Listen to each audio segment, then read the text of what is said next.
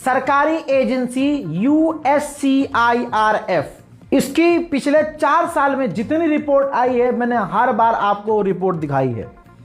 इस बार फिर से रिपोर्ट आई और उसने मांग की है कि भारत की RSS और रॉ से जुड़े हुए कुछ अफसर को ब्लैकलिस्ट करना होगा, भारत पर पाबंदी लगानी होगी, भारत को चिंताजनक विशेष देशों की लिस्ट में डालना होगा। क्यों? वजह बताई है कि भारत के अंदर ईसाई, मुसलमान और सिख समुदाय के ऊपर हिंदूवादी आतंकी हमला हो रहा है, उनको दबाया जा रहा है, अल्पसंख्यक समुदाय को मारा पीटा जा रहा है, कानून ऐसे बनाए जा रहे हैं जिससे मुसलमानों को, ईसाइयों को परेशान किया जा सके। जैसे कोई भी व्यक्ति हिंदू धर्म नहीं छोड़ सकता, लेकिन मुसलमान कोई भी या दूसरा कोई भी धर्म वाला अपना धर्म परिवर्तन कर सकता है, लेकिन हिंदू धर्म परिवर्तन नहीं कर सकता। और इसके लिए मुसलमानों के खिलाफ खतरनाक कानून बनाए गए हैं और फर्जी तरीके से एक्टिविस्ट, पत्रकार और मुसलमानों को फंसाया जाता है। अब आप कहेंगे भाई रिपोर्ट कहां है? ये रही रिपोर्ट। अंतर्राष्ट्रीय धार्मिक स्वतंत्रता पर अमेरिका की आयोग USCIRF ने एक बार फिर से अमेरिकी विशेष विभाग से भारत को विशेष चिंता का देश घोषित करने का रिक्वेस्ट किया है। 2026 की रिपोर्ट आ चुकी है और लगातार भारत की स्थिति खराब बताई गई है। 7 मई को वॉशिंगटन में एक रिपोर्ट पेश की गई, चर्चा की गई। इस सुनवाई में आयुक्त, सांसदों, विद्वानों और कानून के एक्सपर्ट ने भारत में धार्मिक अल्पसंख्यक, जिसमें ईसाई, मुस्लिम, सिख शामिल हैं, उनको लेकर अपने विचार शेयर किए हैं, सोच जाहिर की है। इस रिपोर्ट में भारत के खिलाफ कहा गया है कि धार्मिक स्वतंत्रता की स्थिति को खतरनाक तरीके से बिगाड़ा जा रहा है। भारत पर आरोप है कि धार्मिक अल्पसंख्यक और उनके पूजा स्थल जैसे मस्जिद, गिरजाघर और ईसाइयों का चर्च, उनके ऊपर हमले हो रहे हैं और मुसलमानों और अल्पसंख्यकों के खिलाफ कानून बनाए जा रहे हैं। रिपोर्ट में बताया गया है, जो आपकी स्क्रीन पर है, कि भारत में धर्म परिवर्तन रोकने के लिए बनाए गए कानून गलत तरीके से बनाए गए हैं। रिपोर्ट में कहा गया है कि 2026 तक भारत के 28 राज्यों में से 13 राज्यों में अब सख्त धर्मांतरण विरोधी कानून लागू हैं। इन कानूनों में उन लोगों के लिए कठोर सजा दी गई है, कुछ मामलों में तो जीवन भर की सजा है, यानी उम्र कैद है, जिन्होंने हिंदू धर्म छोड़ा है और दूसरे धर्म में गए हैं। रिपोर्ट के अंदर बताया गया है कि CAA यानी नागरिकता संशोधन अधिनियम, UCC, समान नागरिकता सहित और विभिन्न राज्यों के धर्मांतरण कानून को जबरदस्ती लोगों पर थोपा गया है।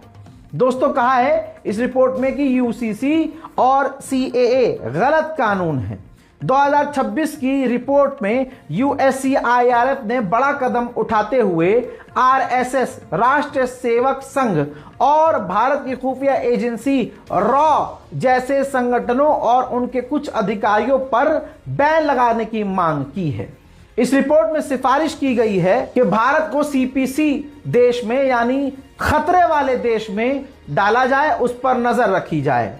इसके अलावा इस रिपोर्ट में कहा गया है कि भारत पर दबाव बनाया जाए कि वो USCIRF, अमेरिकी विदेश विभाग जैसी अमेरिकी सरकारी संस्थाओं को देश के भीतर धार्मिक स्वतंत्रता को स्थापित करने का आकलन करने की अनुमति दे, भारत के अंदर जांच करने की अनुमति दे, भारत के साथ भविष्य में अमेरिकी सुरक्षा मदद और द्विपक्षीय व्यापार नीतियों को धार्मिक स्वतंत्रता से जोड़े, यानी भारत के साथ ट्रेड जब किया जाए तो शर्त रखी जाए कि भारत के अंदर अल्पसंख्यकों के ऊपर हमले बंद हो, उनके साथ भेदभाव बंद हो। इस रिपोर्ट में USCIRF ने मांग की है कि भारत पर पाबंदी लगाई जाए, भारत में मुसलमानों पर, पत्रकारों पर, सच बोलने वालों पर हमले हो रहे हैं, उनको फंसाया जा रहा है।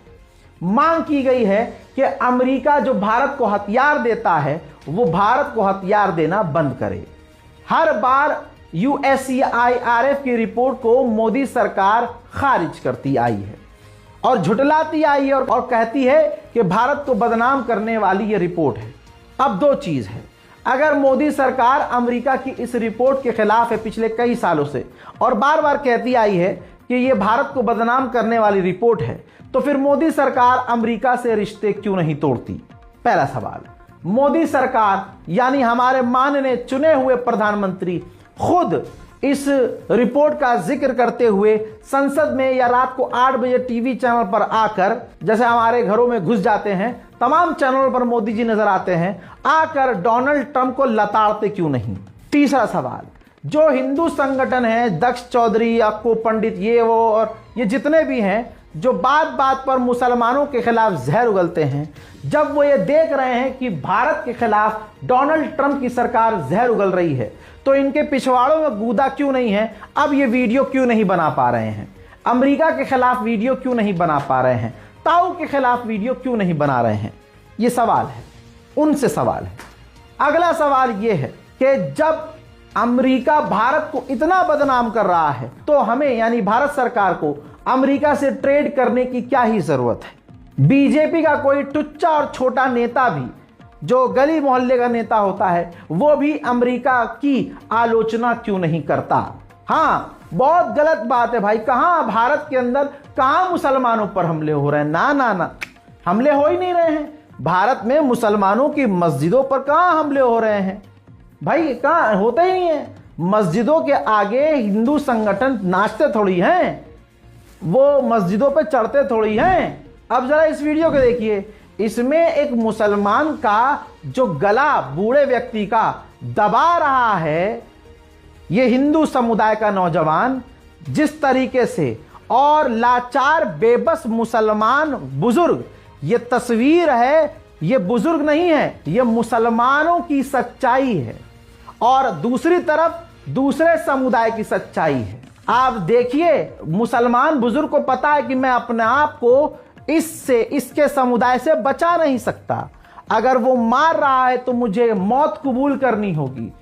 हालत यह है पूरे मुसलमानों की, पूरे हिंदुस्तान के मुसलमानों की। याद रखिएगा, हिंदुस्तान का मुसलमान, आपस में मुसलमान एक दूसरे को जान से मारने को तैयार है, लेकिन अपने बचाव के लिए ये है, देखिए, कुछ नहीं कर सकता, हाथ लटकाए रहता है, कुछ कर नहीं पाता। ठीक, लेकिन इसको भी हम फेक कहेंगे। कहां? ये भारत की तस्वीर थोड़ी है, ये तो बांग्लादेश की वीडियो है। USAIRF में ऐसे ही तमाम मुसलमान ईसाइयों पर होने वाले, मुसलमान और ईसाई और सिख पर होने वाले हमलों का जिक्र किया है, लेकिन मोदी सरकार इस रिपोर्ट को खारिज करेगी।